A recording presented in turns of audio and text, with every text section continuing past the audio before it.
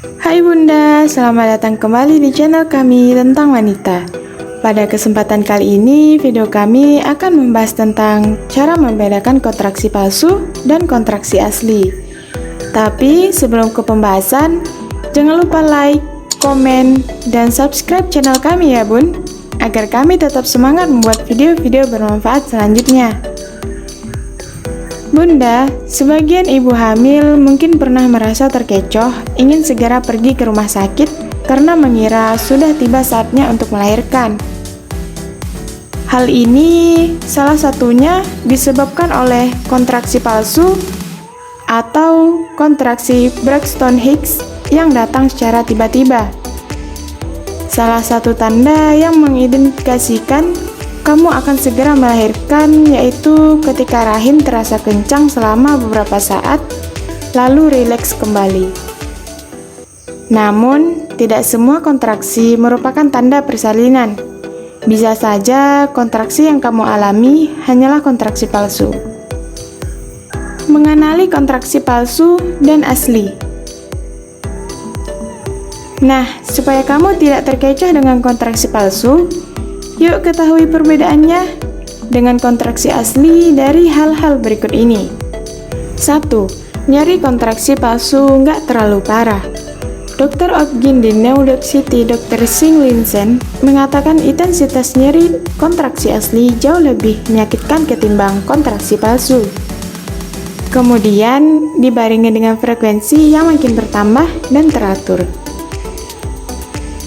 Sedangkan kadar nyeri kontraksi palsu setidaknya masih bisa ditahan oleh ibu, walaupun kemampuan ibu mentoleransi nyeri berbeda-beda, kata Dr. Sing-Lin.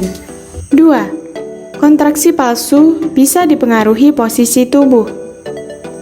Perawat kebidanan di Massachusetts, Katie McMahon, bilang banyak ibu hamil mengalami kontraksi palsu.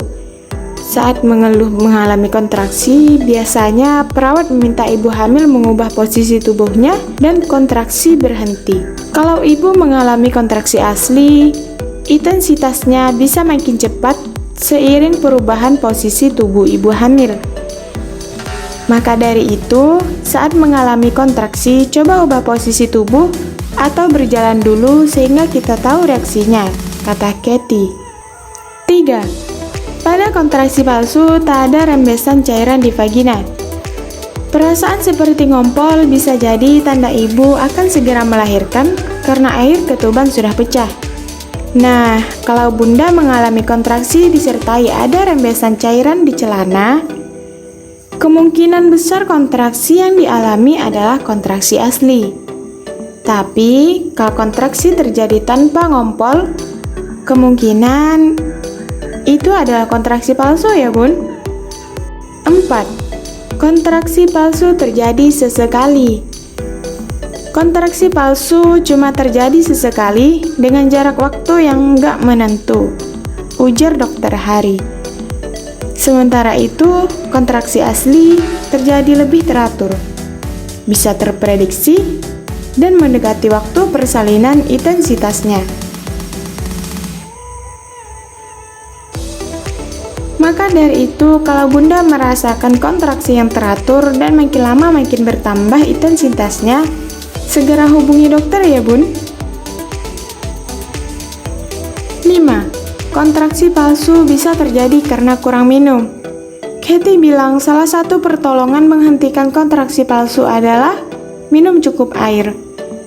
Sehingga ketika ada ibu bilang mengalami kontraksi, untuk memastikan apakah kontraksi yang dialami palsu atau asli, bisa dicoba minum air putih yang cukup. Kontraksi palsu biasanya akan hilang ketika ibu minum cukup air.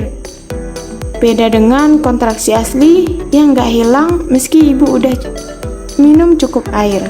6. Lamanya kontraksi. Kontraksi palsu biasanya berlangsung dalam waktu yang bervariasi. Bisa selama kurang dari 30 detik sampai sekitar 2 menit dengan interval yang tidak teratur. Sedangkan kontraksi asli umumnya hanya berlangsung sekitar 30 hingga 70 detik. Namun, jarak waktu antar kontraksinya teratur dan semakin pendek seiring waktu. 7. Sensasi kontraksi yang dirasakan. Ketika kontraksi palsu terjadi, biasanya pengecangan hanya terasa di perut bagian bawah dan selangkangan. Sedangkan pada kontraksi asli, pengecangannya akan terasa lebih luas, dimulai dari punggung bawah, lalu menjalar ke seluruh bagian perut. Beberapa wanita menggambarkan sensasi kontraksi asli seperti kram menstruasi atau rasa mulas yang sangat kuat. Jika kontraksi ini membuatmu tidak nyaman, kamu bisa meredakannya dengan memperbanyak istirahat, mandi air hangat, mencoba pijat ibu hamil, atau berolahraga ringan. Misalnya, berjalan-jalan di dalam rumah. Meski kontraksi palsu dan asli dapat dibedakan dari hal-hal di atas, terkadang memang sulit untuk mengetahui dengan pasti kontraksi apa yang kamu rasakan. Oleh karena itu, sebaiknya kamu segera memeriksakan diri ke dokter bila mengalami kontraksi sebelum usia kehamilan 37 minggu, atau bila kontraksi muncul tiap 5-6 menit, disertai pendarahan dari vagina serta pecahnya ketuban. Bisa jadi gejala-gejala tersebut menunjukkan tanda bahaya kehamilan. Sekian informasi tentang cara membedakan kontraksi palsu dan kontraksi asli.